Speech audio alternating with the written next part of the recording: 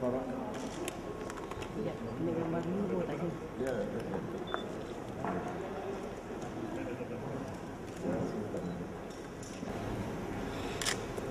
decision of the federal court, this is the highest court in the country. The decision which is going to bind all other courts. What the court has effectively ruled is this: that since the trial is not commenced, our application was premature. The ruling has far-reaching consequences and implications, because from what was read out just now, it would appear that if the ruling is made in the course of a trial, in other words, after the trial is commenced, as opposed to a trial having begun. In our case, the trial had begun because the charge had been read to Anwar Ibrahim, so the trial had begun. The court does not agree with this. It says the trial must commence. The commencement of a trial means the first witness giving evidence, then the trial commences.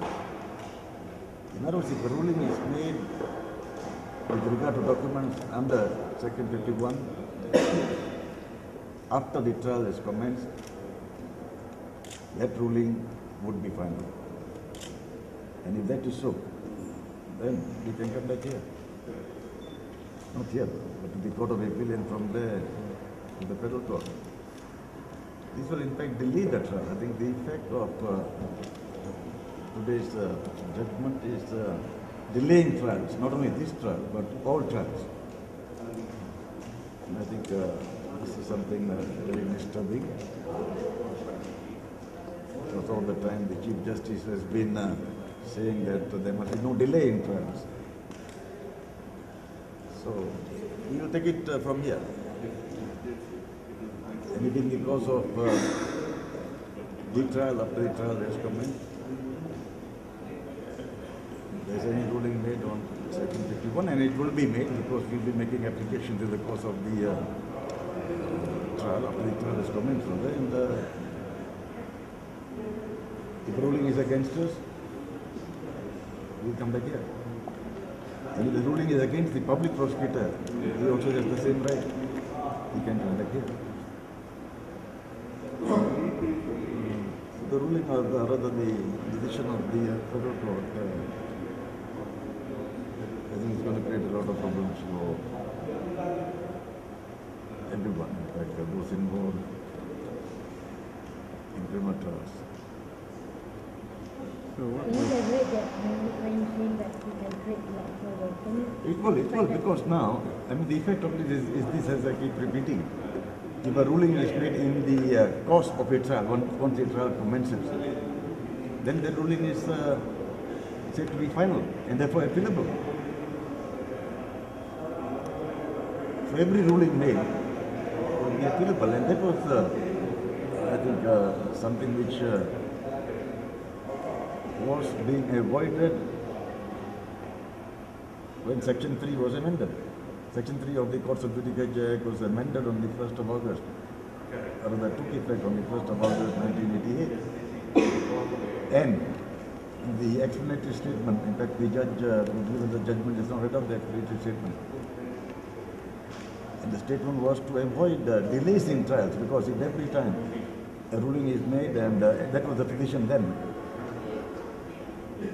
there could be an appeal against that, then there will be no end. Because there are so many rulings made in the course of a trial.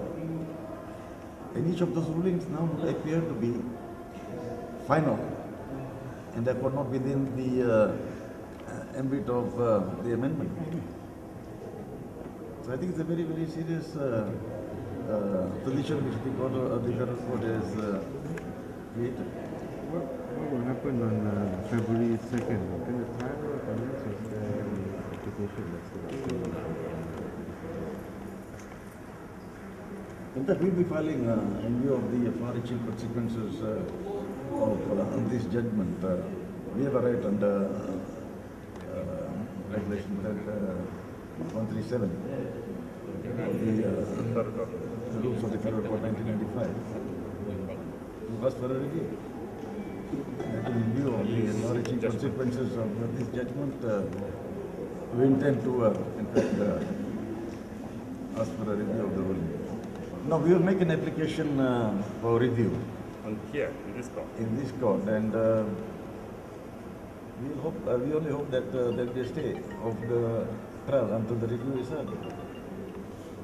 Can you comment on the interpretation of the section 51 and 51A? We're quite in the dark.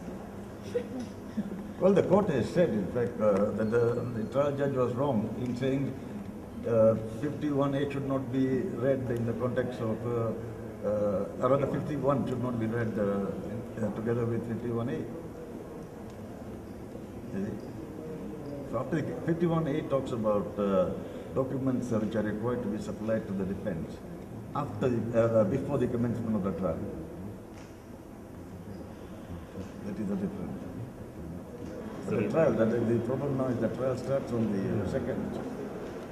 Any ruling? That's the effect of today's decision. It's far-reaching.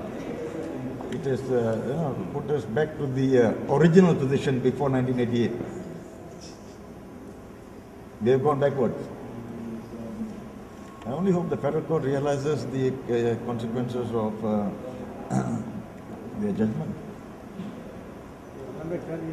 Yes, backwards instead of going forward. The trial, yes, as it stands, the trial will go on. Of course, we are making an application for a stay pending the outcome of the appeal to the Court of Appeal on the striking mode application. So you will be filing a stay in the High Court and also filing the application for review in the High Court on Tuesday? Yes. We hope to do that. The trial begins on Tuesday. Rather, I don't know whether it begins or commences, but it is on. It is on. Any document you want to receive now? Nothing different from the court. No, only those under 51A. Documents under 51A have been supplied to us. But they are not important documents. The more important documents are the ones we applied for under Section 51, which the High Court allowed, which the Court of Appeal in fact disallowed. And the Federal Court has confirmed that, that decision of the Court of Appeal.